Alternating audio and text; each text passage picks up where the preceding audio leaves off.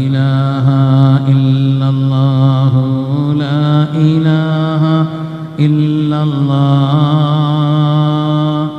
لا إله إلا الله محمد رسول الله الصلاة على النبي والسلام على الرسول الشفيع الأبطحي والحبيب العربي.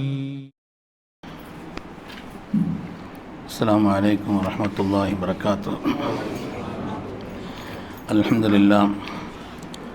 لله العظيم القدرة والشان شديد البطش والبرهان حافظ الدين والقرآن ما شاء الله كان ما لم يشاء لم يكن لا حول ولا قوة إلا بالله إن أريد إلا الإصلاح ما استطعت وما توفيقي إلا بالله عليه توكلت وإليه أنيب سبحانك لا علم لنا إلا ما علمتنا إنك أنت العليم الحكيم. قال الله سبحانه وتعالى في القرآن الحميد بسم الله الرحمن الرحيم واخفض لهما جناح الذل من الرحمة وقل رب ارحمهما كما ربياني صغيرا. وقال النبي صلى الله عليه وسلم بروا آباءكم تبروكم أبناؤكم أو كما قال عليه الصلاة والتسليم. கண்ணியமிக்க முஃமினீன்களே, அல்லாஹ்வின் நல்லடியார்களே, அருமை நாயகம் ஸல்லல்லாஹு அலைஹி வஸல்லம் அவர்களின் பாக்கியம் நிறைந்த உம்மத்துமார்களே, ரப்பு சுப்ஹானஹு வ தஆலா அவனுடைய மேலான கட்டளையை ஜும்மாவுடைய ஃபர்தை நிறைவேற்றுவதற்காக ஒன்று சேர்ந்திருக்கக்கூடிய நம் எல்லோரையும் அல்லாஹ் கபூல் செய்தருள்வான். ரப்பினுடைய மேலான திருப்தியை நம்முடைய வாழ்வில் லட்சியமாக கொண்டு இந்த உலகத்தில் அதற்கு ஏற்ப வாழ்ந்து காண்பித்த வல்லல் முஹம்மது ரசூலுல்லாஹ் ஸல்லல்லாஹு அலைஹி வஸல்லம் பரிசுத்தமான வழியில் நின்று இரு உலகத்திலும் வெற்றி பெற்ற சாலிஹின்கள், அருளாளர்கள், வலிமார்கள், நாதாக்கள், நல்லோர்களின் கூட்டத்தில் அல்லாஹு தஆலா நம்மையும் நம் சந்ததிகளையும் கபூல் செய்தருள்வான். கண்ணியமிக்க முஃமினீன்களே, மனித வாழ்க்கையினுடைய பருவங்கள் என்று மூன்றை குர்ஆன் சொல்கிறது. ஒன்று சிறுபிராயம், இன்னொன்று வாலிப பருவம், நிறைவாக வயோதிக பருவம். சிறுபிராயம் என்பது பலகீனத்தை கொண்டது, வாலிப பருவம் என்பது பலமான ஒரு ஆற்றலை கொண்ட ஒரு பருவம், முதுமை பருவம் என்பது பலகீனத்தையும் அது வயது முதிர்ந்த தன்மையையும் நரையையும் ஏற்படுத்தி தரக்கூடியது என்று குர்ஆன் ஷரீஃப் சொல்லி காண்பிக்கிறது. முதுமை என்பது வாழ்க்கையிலே மிக சிரமமான ஒரு பருவம். அதிலேயும் இன்றைய உலகத்திலே வயது முதிர்ந்த பெற்றோர்கள் சந்திக்கக்கூடிய அவலங்களும் குறைபாடுகளும் கொஞ்ச நஞ்சமல்ல. வயது முதிர்ந்த பெற்றோர்கள் குர்ஆன் ஷரீஃபிலே அல்லாஹு தஆலா அவர்களை பற்றி சொல்லி காண்பிக்கிறான்.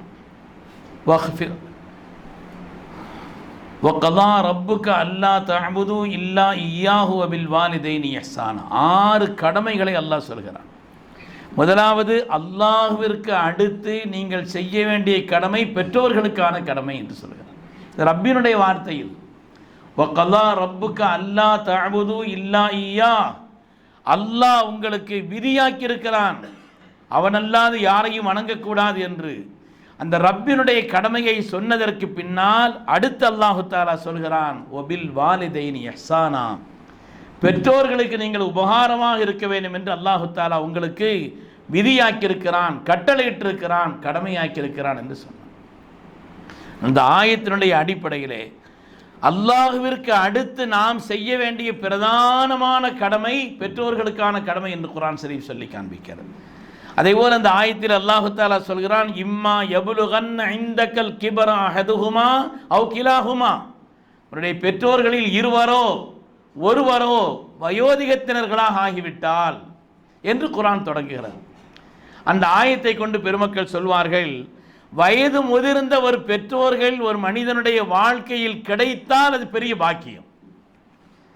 வயது முதிர்ந்த பெற்றோர்கள் கிடைத்தால் அது சுமையல்ல, அது பாக்கியம். ஹுமா ஜன்னத்துக்கு ஒ நாருக், அவர்கள் தான் உன்னுடைய சொர்க்கமும் உன்னுடைய நரகமும் என்று சொல்வார்கள் ஸல்லல்லாஹு அலைஹி வஸல்லம். வயது முதிர்ந்த பெற்றோர்கள் ஒரு மனிதனுடைய வாழ்க்கையில் கிடைத்து விட்டால் அதை சன்மானமாக பாக்கியமாக அவன் கருத வேண்டும். அப்படி கிடைத்து விட்டால் இருவரோ இருவரில் ஒருவரோ அப்படி இருந்தால் அல்லாஹ் சொல்கிறான் ஃபலா தகுல் லஹுமா உஃபின் அப்படின்னு சொல்லி சலிச்சுக்கிறாதீங்கன்னு அல்லாஹ் சொல்றான். உங்களுடைய செய்கைகளை வயது முதிர்ந்த காரணத்தினால அவங்கள்ட்ட சின்ன பிள்ளைகளுடைய தன்மையெல்லாம் வந்துடும். சின்ன பிள்ளைகள் எப்படி ஒரு சின்ன சின்ன விளையாட்டு பொருளுக்கும் மற்றதற்கும் ஆசைப்பட்டு அதில் பிடிவாதம் காட்டுவார்களோ இந்த தன்மையெல்லாம் வயது முதல் நுணைக்க சுகுபில் ஹல் அல்லாஹ் சூரா யாசீனில் சொல்வான். வயதாகிவிட்டால் படைப்பினுடைய அந்த பருவத்தை அப்படியே திருப்பி விடுகிறோம்ங்கிறான். சின்ன பிள்ளை குணம் வந்துடும். அதனால் அப்படிப்பட்ட ஒரு பிடிவாதம் இருக்கும், சிறு பிள்ளைகளுடைய தன்மை இருக்கும், சின்ன சின்ன காரியங்களில் அவர்கள் அடம் பிடிப்பார்கள். இதிலே அல்லாஹு தஆலா நமக்கு கட்டளை இடுகிறான். ரப்பினுடைய வார்த்தை ஒலா தன்ஹர்ஹுமா ஃபலா தகுல் லஹுமா உஃபின், அவர்களை அப்படின்னு சொல்லி நீங்கள் சலிச்சுக்கிறாதீங்க. என்னுடைய உஸ்தாத்மார்கள் சொல்வார்கள் இந்த ஆயத்தினுடைய விளக்கம் என்னன்னு சொன்னால் ஒரு கடைக்கு போய் சொல்கிறாங்க, சரின்னு சொல்லிட்டோம். ரெண்டாவது எப்போ போகலையா, நேரம் ஆச்சா, கடைக்கு போயிட்டு வாங்க, சரின்னு சொல்லிட்டோம். மூணாவது சொல்கிறாங்க போகிறேன்னு தான் சொல்கிறேண்ணே அப்படின்னு சொல்கிறதா இந்த ஆயத்துக்கு அர்த்தம்னு சொல்லுவாங்க. அப்படி சொல்லக்கூடாது. அப்பொழுதும் நீங்கள் சரி என்று தான் சொல்ல வேண்டுமே தவிர சலித்து கொண்டு வலா தகுல் லஹுமா உஃபின் என்றால் உஃப் என்றால் உஃப்ங்கிற வார்த்தை சொல்றதுன்னு அர்த்தம் அல்ல. சலிச்சுக்கிறாதீங்க அப்படின்னு சொல்லி அதை சலிச்சு அவர்கள் அலட்சியம் காட்டக்கூடிய அல்லாஹ் எவ்வளவு நுட்பமான ஒரு காரியத்தை சொல்கிறான். அதை போல வலா தன்ஹர்ஹுமா, அவர்களை விரட்டி விடாதீர்கள். அவர்களை நீங்கள் விரட்டும் தன்மையிலும் மிரட்டும் தன்மையிலும் உங்களுடைய காரியங்களை நீங்கள் ஆக்கிக் கொள்ளக்கூடாது. அல்லாஹ் சொல்கிறான் வகுல் லஹுமா கௌலன் கரீமா, கண்ணியமான வார்த்தையை நீங்கள் அவர்களிடத்தில் பயன்படுத்துங்கள். கண்ணியமான வார்த்தையை வகுல் லஹுமா கௌலன் கரீமா, கண்ணியமான வார்த்தைகளைத்தான் நீங்கள் அவர்களிடத்தில் பேச வேண்டும். அல்லாஹ் சொல்கிறான் வஹ்ஃபித் லஹுமா ஜனாஹுல், பணிவு என்ற ரெக்கை அவர்கள் முன்னால் அப்படியே தாழ்த்தி விடுங்கள். நீங்கள் இப்பொழுது ஆற்றலுள்ளவர்களாக இருக்கலாம், கல்வி மேம்பட்டவர்களாக இருக்கலாம், பொருளாதாரத்தை சம்பாதித்து வீட்டிற்கு கொடுப்பவர்களாக இருக்கலாம், சில திறமைகள் பெற்றவர்களாக இருக்கலாம், உங்களை சார்ந்து வாழ வேண்டிய சில நிலைகளிலே கூட பெற்றோர்கள் ஆகியிருக்கலாம். ஆனாலும் கூட நீங்கள் எந்த உயரத்துக்கு போனாலும் சரி, எவ்வளவு உயரத்திற்கு நீங்கள் சென்றாலும் சரி, அவர்கள் முன்னால் பணிவு என்ற ரெக்கையை தாழ்த்தித்தான் ஆக வேண்டும். அங்கே நீங்கள் எவ்வளவு உயரத்திற்கு போனாலும் அவங்க விஷயத்தில் நீங்கள் கீழ்ப்படிந்து தான் நடக்க வேண்டும். அதற்கடுத்து அல்லாஹ் சொல்கிறான் வகுர் ரப்பி ரஹம்ஹுமா கமா ரப்பயானி ஸகீரா, அவங்களுக்காக துஆ செய்யுங்கன்னு சொல்கிறான். யா அல்லாஹ், என்னுடைய பெற்றோர்களுக்கு நீ ரஹ்மத் செய் ரஹ்மான். இப்போ நடக்கிற மாதிரி நல்லா சொல்லலை. அந்த ஆயத்தினுடைய நுட்பம் என்னன்னா, இப்போ என்னுடைய பெற்றோர்கள் என்னிடத்தில் எப்படி நடந்துக்கிறாங்களோ அது மாதிரின்னு சொல்லல, நான் அறியாத சிறுபிராயத்தில் என் மீது இரக்கம் காட்டியதை போல. இப்போ சில வீட்டில் பார்த்தா பொம்பளை பெண்கள் பூரா அவங்க அல்லது பெற்றோர்கள் பூரா ஒரு ஒரு பிள்ளையினுடைய கட்சி மாதிரி தெரியும். எதுக்கு எடுத்தாலும் அந்த பிள்ளைக்கு சார்பாக தான் பேசுகிறாங்க. எப்போ பேசுனா நீங்கள் பொம்பளை பிள்ளைக்கு சாதமாக தானே பேசுறியா அப்படின்லாம் ஒரு நிலை இப்போ உள்ள நிலை அல்ல. இது சிறுபிராயம் போல. கமா ரப்பயானி ஸகீரா, நாங்கள் சின்ன பிள்ளையாக இருக்கின்ற நேரத்தில் எங்களை எப்படி தூக்கி திரிந்தார்களோ, எங்கள் மீது எப்படி கவனம் கொண்டார்களோ, எங்கள் மீது எப்படி கவலைப்பட்டார்களோ, பிள்ளைகளுக்காக என்று வாழ்ந்தார்களே, அந்த ஒரு காலத்தை போல் ரப்பே நீ அவர்களுக்கு ரஹ்மத் செய்து துஆ செய்ய சொல்றோம். அருமையானவர்களே, அல்லாஹு தஆலாவினுடைய இந்த மகத்தான வார்த்தையின் விளைவுதான் உலகத்திலே இன்றைய காலகட்டத்தை பொறுத்தவரையிலே குர்ஆன் சொல்லக்கூடிய இந்த அழுத்தமான நிலையின் காரணத்தினால்தான் இங்கே வயது முதிர்ந்தவர்களுக்காக வேண்டியுள்ள அப்படிப்பட்ட ஒரு பெற்றோர்களை கொண்டு போய் வைக்கிறாங்க இல்லையா, அப்படிப்பட்ட ஒரு நிலைகள் என்பது இன்றைய முஸ்லிம் சமூகத்தில் ரொம்ப குறையும். அனாதைகளுக்கான இல்லங்கள் கூட இருக்கிறது. ஆனால் வயது முதிர்ந்தவர்களை சேர்த்து பராமரிப்பதற்கான இல்லம் எத்தனையோ இருந்தாலும் முஸ்லிம்கள் வைக்கவில்லை, அல்லது இருக்கக்கூடிய இடத்துல முஸ்லிம்கள் இல்லை. என்ன குர்ஆன் அவ்வளவு அழுத்தமாக சொல்கிறது, அதற்குண்டான பலாபலன்களை சொல்கிறது, அதிலே குறைவு செய்தால் ஏற்படக்கூடிய ஆபத்தை சொல்லி காண்பிக்கிறது. அருமையானவர்களே, பலகீனர்களுடைய உதவியை கொண்டுதான் அல்லாஹ்வுடைய உதவி உங்களுக்கு கிடைக்கும் ஸல்லல்லாஹு அலைஹி வஸல்லம் சொல்றாங்க. பலகீனர்களுடைய உதவியை கொண்டுதான் ரப்பின் உதவி வேண்டுமா, பலகீனர்களான அவர்களுக்கு நீங்கள் உதவி செய்வதை கொண்டுதான் ரப்பினுடைய உதவி கிடைக்கும். உலகத்திலேயே சொன்னாங்க 3 காரியத்தை பார்த்தாலே நன்மை: கஅபாவை, குர்ஆனை, பெற்றோர்களை. கண்ணியமான முறையிலே, அன்பான முறையிலே, பிரியத்தின் அடிப்படையிலே அந்நதுரு ஃபீ ஸலாஸத்தி அஷ்யா இபாதத்துன், 3 காரியங்களை பார்த்தாலே நன்மை என்று கண்மணி ரசூலுல்லாஹி ஸல்லல்லாஹு அலைஹி வஸல்லம் சொல்வார். நாம் எல்லாம் அறிந்த பிரபலமான செய்தி தான் ஹதீஸிலே வருகிறது. ஸல்லல்லாஹு அலைஹி வஸல்லம் மெம்பர் படியில் ஏறினாங்க, ஆமீன் என்று சொன்னார். அதிலே ஒரு செய்தி இப்படி: மன் அதரக அபவைஹி அவ் அஹதுஹுமா, பெற்றோர்களில் இருவரோ ஒருவரோ வயது முதிர்ந்த நிலையில் ஒரு மனிதனுக்கு கிடைக்க பெற்று அவங்களுக்கு செய்ய வேண்டிய உபகாரங்களை செய்யாமல் அவன் வாழ்ந்து கொண்டிருந்தான். மாத்த அப்படி இருக்கக்கூடிய நிலையில் மரணம் ஏற்பட்டு விட்டால் அல்லாஹ்வுடைய ரஹ்மத்தை விட்டும் அவன் தூரமாகி விட்டான்னு சொன்னான். தூரம் ஆகட்டும் என்று ரசூல் சொன்னார்கள். ஜிப்ரீல் அலைஹிஸ்ஸலாம் ஆமீன் சொன்னான். அப்படியானால் இது விஷயத்தில் எவ்வளவு கவனம் செலுத்த வேண்டும். குர்ஆன் ஷரீஃப் இதை அழுத்தமாக சொல்கிறது. உண்மையிலே முஸ்லீம் சமூகத்திலே மற்றவர்களோடு ஒப்பிடும் பொழுது குறைவு என்று சொன்னாலும் கூட, என்னுடைய நண்பர் ஒருவர் ஒரு அழகான எழுத்தில் எழுதியிருந்தார். இப்போ நான் ஒரு ஹோட்டலுக்கு சாப்பிட போயிருந்தேன். வயது முதிர்ந்த ஒரு அம்மா அந்த நேரத்தில் அவர்கள் கூண் விழுந்த நிலையில் கிளீனிங் பண்ணிக்கிட்டு இருந்தாங்க. இவ்வளோ வயசான நிலையில் ஏமா நீங்கள் வந்து இப்படி வேலை செய்துட்டு இருக்கிறீங்க அப்படின்னு அந்த அம்மாவை கேட்டேன். அந்த அம்மா தன்னுடைய பழக்கத்தின்படி கையெடுத்து கும்பிட்டு என்னை சொன்னது, அடுத்த ஜென்மம்னு ஒன்று இருந்தால் நான் ஒரு முஸ்லீம் குடும்பத்தில் பிறக்கணும்னு சொல்லுச்சு. எனக்கு 5 பிள்ளைங்க இருக்கிறாங்க, எல்லாரும் என்னை கைவிட்டுட்டாங்க ஐயா. ஆனால் முஸ்லீம் சமூகத்திலே வயது முதிர்ந்த தங்களுடைய பெற்றோர்களை எவ்வளோ செல்லமாக வச்சுக்கிறாங்க, எவ்வளோ கண்ணியமாக வச்சுக்கிறாங்க. அதை பார்த்து எனக்கு அப்படி ஒரு எண்ணம் ஏற்பட்டுச்சுன்னு சொல்லி அந்த தாய் சொன்னதை என்னுடைய நண்பர் ஒருவர் தன்னுடைய அனுபவத்திலே ஹோட்டலில் இருந்து செய்தி எழுதி காண்பிக்கிறார். உண்மையானவர்களே, எனவே முஸ்லீம் சமூகத்தில் குறைவு என்று சொன்னாலும் கூட மாறி வரக்கூடிய இந்த உலகத்திலே பிறரோடு உள்ள பழக்க வழக்கத்திலே குடும்பத்திலே ஏற்படக்கூடிய சில விதமான சின்ன சின்ன காரியங்களிலே பெற்றோர்கள் விஷயத்தில் அலட்சியம் காட்டிவிடக் கூடாது என்பதை மார்க்கம் நமக்கு அழுத்தமாக சொல்லி காண்பிக்கிறது. அதிலேயும் குடும்பத்தில் ரொம்ப பரிதாபமான ஆள் யாருன்னு சொன்னால் வாப்பமார் தான். வாப்பமார் தான் ரொம்ப வயது முதிர்ந்த நிலையிலே அவங்க தான் பரிதாபமானவர்கள். அதாவது தகப்பனார் இறந்துட்டா கூட தாயார் அனுசரிச்சிருவாங்க, பெண்கள் பிள்ளைகளோட சீக்கிரமாக ஒட்டிடுவாங்க ஒரு மாதிரி. வாப்ப தான் ஒட்ட மாட்டார்.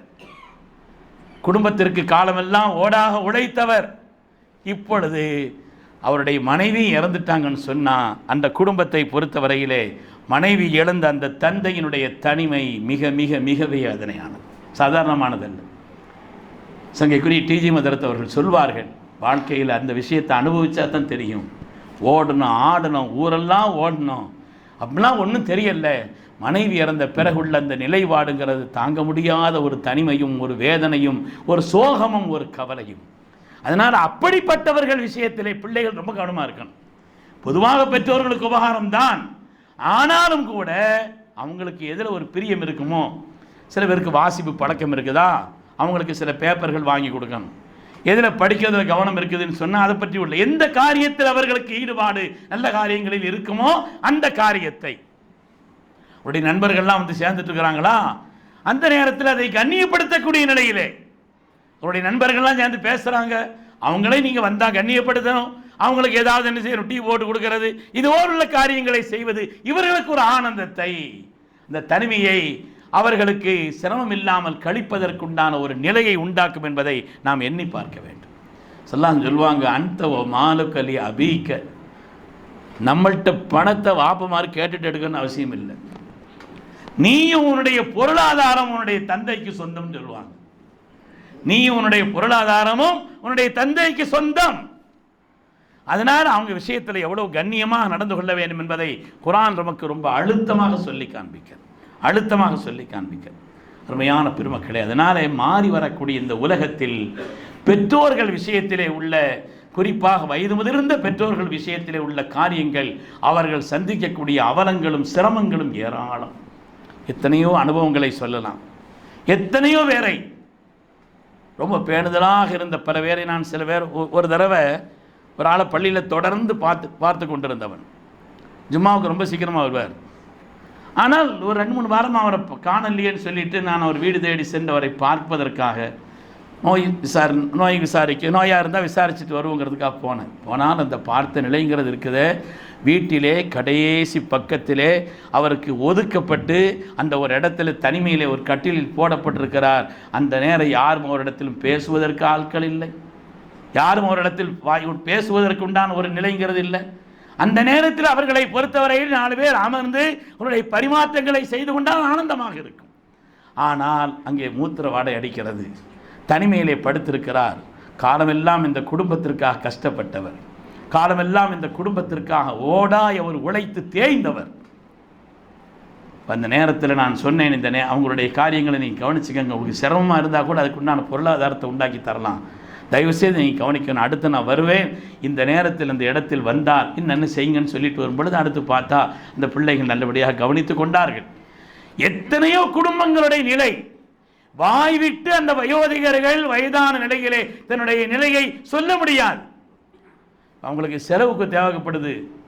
பெற்றோர்கள் வயது முதிர்ந்த நிலையில் சம்பாதிப்பதற்குண்டான இயலாத நிலையில் இருந்தால் அவருடைய தேவை அறிந்தல்ல, அதை விட கூடுதலாக அவங்களுக்கு கொடுக்கணும். அதை கொண்டு ரப்பினுடைய பொருத்தம் நமக்கு கிடைக்கும்.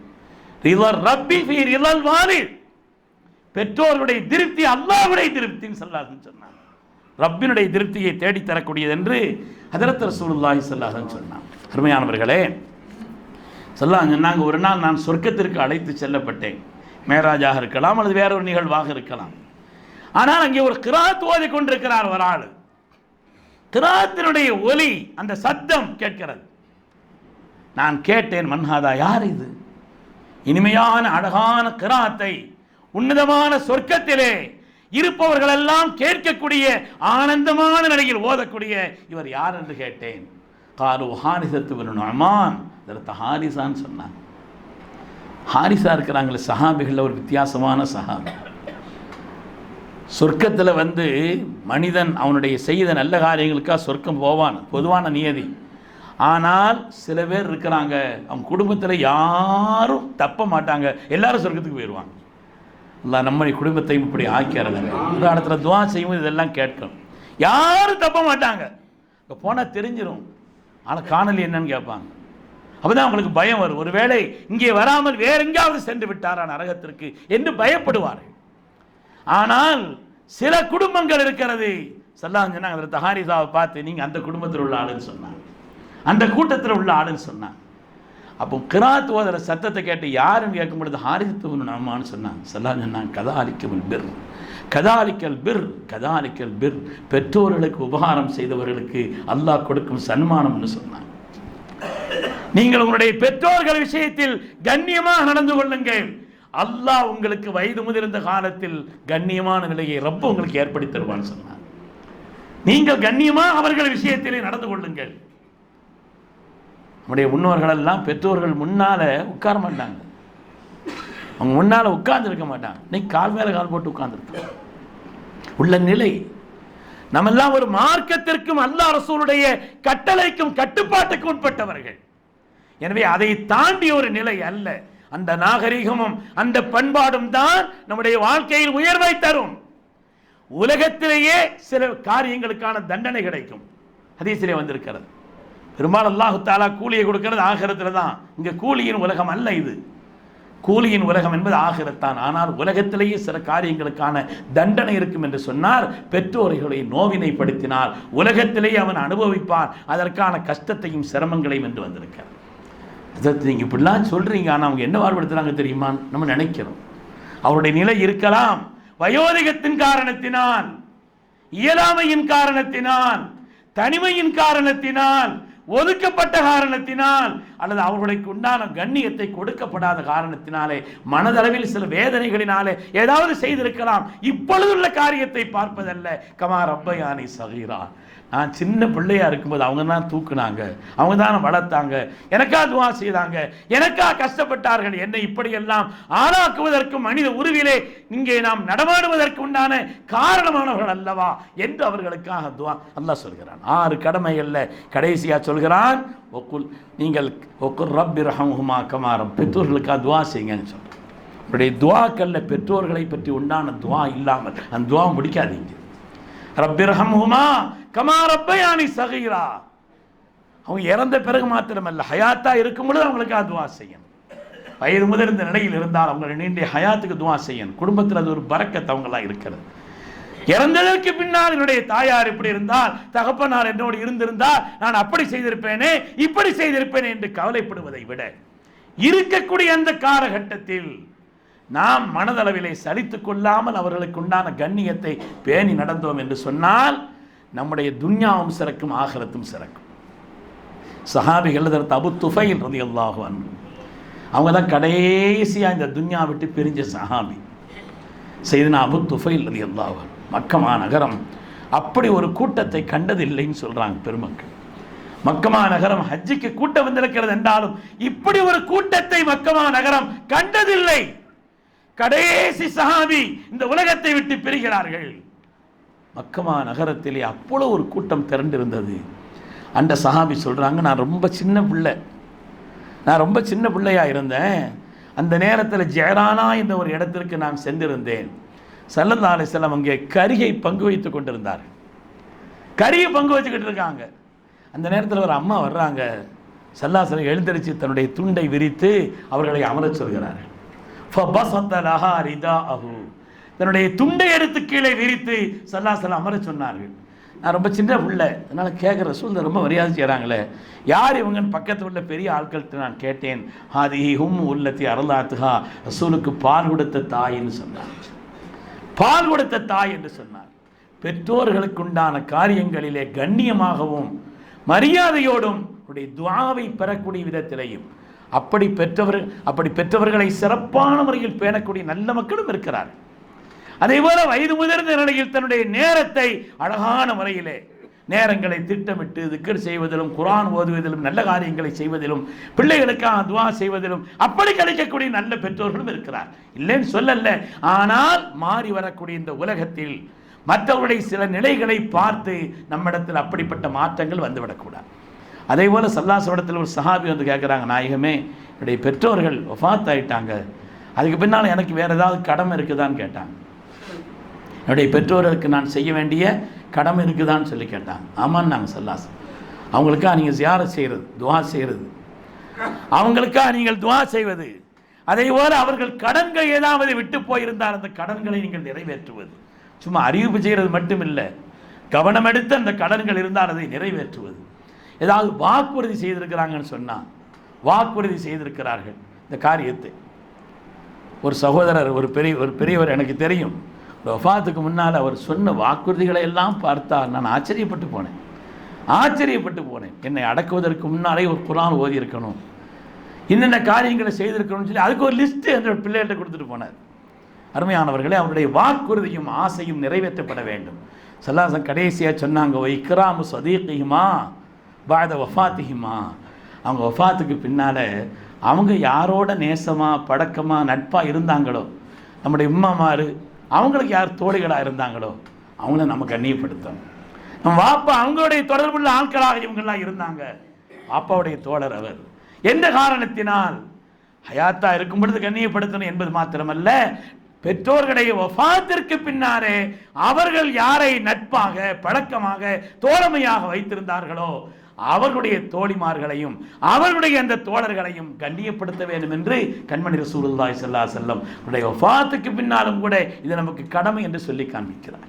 அருமையான பெருமக்களே, அதனாலே வயது முதிர்ந்த அந்த காலம் என்பது நிராசையின் காலமாக, அந்த நேரத்தில் கண்ணியமான முறையில் நிராசையாக ஆகிவிடாமல் அவர்களை கண்ணியமான முறையில் வைத்து பழகக்கூடிய பிள்ளைகள் உண்மையிலேயே சிறந்த துன்யாவையும் சிறந்த ஆகிரத்தை பெறுவார்கள் என்பதிலே எந்த விதமான சந்தேகம் இல்லை. அல்லாஹ் சுப்ஹானஹு வ தஆலா அத்தகைய சாலிஹான நன்மக்களாக நம் எல்லோரையும் அல்லாஹ் கபூல் செய்திருவார். நம்முடைய பெற்றோர்களுக்கு அல்லாஹ் தஆலா யார் ஹயாத்தாக இருக்கிறார்களோ அவர்களுக்கு அல்லாஹ் நீண்ட ஹயாத்தை தந்தருள்வானா. அவருடைய பரக்காத்துகளை கொண்டு அந்த குடும்பம் மேன்மை பெறுவதற்கு அல்லாஹ் நசீபை தருவானா. நம்முடைய பெற்றோர்களில் யார் நம்மை விட்டு வஃபாத் ஆகிவிட்டார்களோ அவருடைய கபர்களை எல்லாம் அல்லாஹ் சொர்க்கத்தின் பூங்காவாக அவன் பொருந்திக் கொள்ளக்கூடிய உன்னதமான நல்லடியார்களில் அல்லாஹ் அவர்களை கபூல் செய்தல் புரிவானாக. பெற்றோர்களுக்கு செய்ய வேண்டிய கடமைகளை பேணி செய்யக்கூடிய நன்மக்களாக சாலிஹான மக்களாக அல்லாஹ்வுடைய ரசூல் சொன்னதை போல் சாலிஹான மக்களாக அல்லாஹ் நம் எல்லோரையும் கபூல் செய்தருள்வானாக. ஆமீன் ஆமீன் யா ரப்பல் ஆலமீன். வ ஆகிரு தஅவானா அனில் ஹம்துலில்லாஹி ரப்பில் ஆலமீன். அஸ்ஸலாமு அலைக்கும்.